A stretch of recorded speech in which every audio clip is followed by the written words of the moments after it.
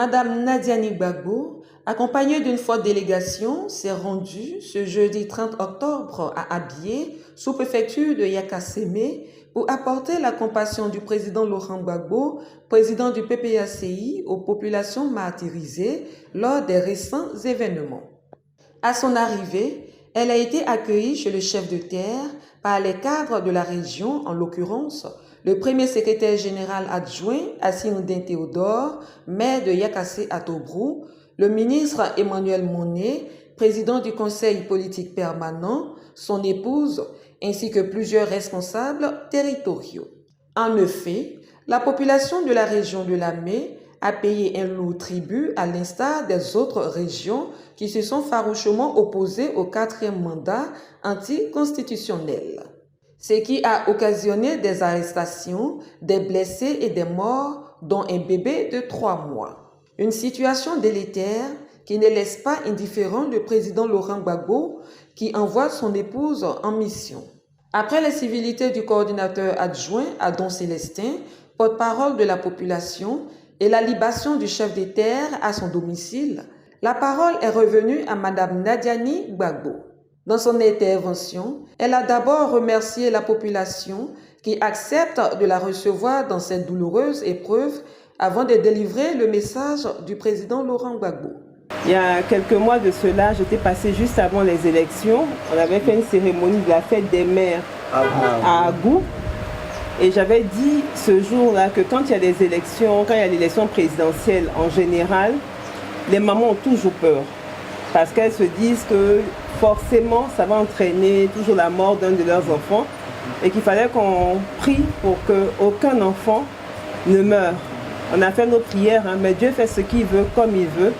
Malheureusement, il y a eu des blessés, il y a eu des morts. Et il y a ce bébé-là qui est décédé. Et j'ai regardé son extrait de naissance, chose bizarre, il est né un 19 septembre, qui équivaut au 19 septembre 2002, quand tout ça a commencé et on est encore dedans. Et en vérité, on est fatigué, parce qu'on veut pouvoir vivre maintenant normalement, alors qu'on vivote. Donc je suis venue à cette occasion qui était la fête des mères, qui est une célébration où les mamans se retrouvent, où on danse, on se partage des cadeaux, tout ça.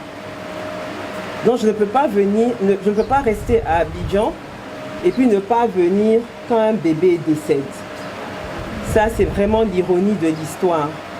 C'est pour cette raison que le président m'a encouragée, m'a dit « Tu ne peux pas aussi rester là, moi je t'encourage à y aller ». Mais il m'a dit « Bon, il faut y aller. Va leur dire que je suis avec eux et que je pleure avec eux ». Les gens ne peuvent pas imaginer, il y en a qui disent « Ah, on a vu le président, il a amaigri ». Est-ce qu'il est malade? Je vous rassure, il n'est pas malade. Mais il est triste pour ce qui arrive aux Ivoiriens. Personne, un Ivoirien qui aime ses frères et qui aime ses sœurs ne peut aimer ce qui se passe actuellement. Dans le visage du président Laurent Gbagbo que vous avez vu, il n'est pas malade. Je vous rassure, il n'est pas malade. Mais il a la tristesse en lui par rapport à ce qui vous arrive. Mais ce matin, quand je le quittais, son visage était tout lumineux. Parce qu'en même temps, il a de l'espoir aussi pour ce peuple ivoirien-là. Et comme c'est Azopé qu'il a adopté quand il a commencé son combat, c'est par Azopé aussi que je commence la tournée qu'il nous a demandé de faire pour apporter la compassion au peuple de Côte d'Ivoire. Donc vraiment, c'était venu vous dire Yako. Vous transmettre le Yako du président, vous dire qu'il est avec vous. Il y a eu beaucoup de bavardages, mais il ne vous abandonnera pas tant que vous n'arriverez pas avec lui à bon port. Un message qui a réconforté la population selon le porte-parole et qui en retour a, au nom de la population de Abyei, remercié le président Laurent Gbagbo qui est toujours resté à ses côtés. La délégation s'est ensuite rendue au domicile de la famille de la jeune mère de 36 ans, Assemian Diane Tatiana, dont le bébé a été asphyxié par gaz lacrymogène. Le président du CPP en langue akie a transmis fidèlement le message du président Laurent Gbagbo à cette famille encore sous le choc. Des dons ont été faits à la famille. Pour terminer son périple, elle a eu une grande rencontre avec la population d'Abyei et celle venue des localités environnantes. Au cours de cette grande rencontre, les responsables territoriaux ont fait le point de la situation qui a prévalu dans la localité. Dans la nuit du 14 octobre, à 4 heures du matin, on a entendu des bruits assourdissants. Ce jour-là, le griot d'Abié donnait une information relative à l'arrivée du sous-préfet, qui doit rencontrer les jeux à 10 heures. Au même moment, c'est lui qui a crié. Il a dit, population, sortez, sortez. Il y a des cris et des bruits de lacrymogènes. Et nous sommes tous sortis. La population a pris la fuite. Ils sont allés jusqu'à des kilomètres, d'autres sont allés se cacher dans la brousse. C'était une guerre ce jour-là. On était dans une guerre ce jour-là. Et à 14 heures encore, il y a une autre délégation qui est venue. Je ne sais pas si c'est une armée, je ne sais pas si ce sont des milices. Ils ont commencé encore à poursuivre les gens. Eux, ils sont allés jusqu'à des kilomètres. Ce jour-là, mieux était Dieu de se répéter. Notre maman, c'est sa fou qui est ici. Les gens sont rentrés, ils ont frappé la porte, ils ont ouvert la porte. Voici les bagues qu'elle a ramassées. Donc, sincèrement, ce jour-là, on ne sait pas si Abié était un champ de bataille. Vraiment, c'est ce que je peux dire. Que la population a souffert.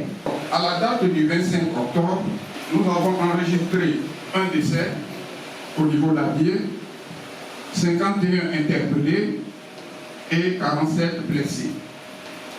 Ce n'est pas une situation exhaustive parce que tous les jours que Dieu fait, mes délégués dans les départements me transmettent, me font parvenir des listes de victimes que je communique tout de suite au parti, au SGR chargé des victimes. Donc la situation est pénible. Quant au premier secrétaire général adjoint Assioudin Théodore, il a rassuré l'hôte de la détermination du peuple acquié à aller jusqu'au bout et être présent partout où besoin se fera sentir. Que le président Laurent Gbagbo sache que nous sommes Gbagbo et que l'argent d'Amérique, c'est Gbagbo. Tout peuple qui s'endort en liberté se réveille dans la servitude. Non, on pas se réveiller dans la servitude. Nous sommes aujourd'hui le président Gbagbo, il peut compter sur nous, quoi que ça nous coûte. Nous serons là, à ses côtés, pour combattre et gagner la victoire. À son tour, Mme Nadiani Gbagbo a adressé les mots de réconfort du président du parti et appelle à la solidarité autour des prisonniers. Ici, il y a eu ce qu'il y a eu. Tout ce que moi je peux vous dire, c'est Yabo. On ne peut pas rester chez nous sans nous déplacer. La prison, moi je sais ce que c'est. C'est pour cela qu'à chaque fois qu'on prend quelqu'un, qu'on met la personne en prison, ça réveille en même temps la douleur en moi. Il faut que les prisonniers sortent et ils sortiront. Ils sont dans un combat, ils sortiront. Mais en attendant qu'ils sortent, on se doit d'être solidaires.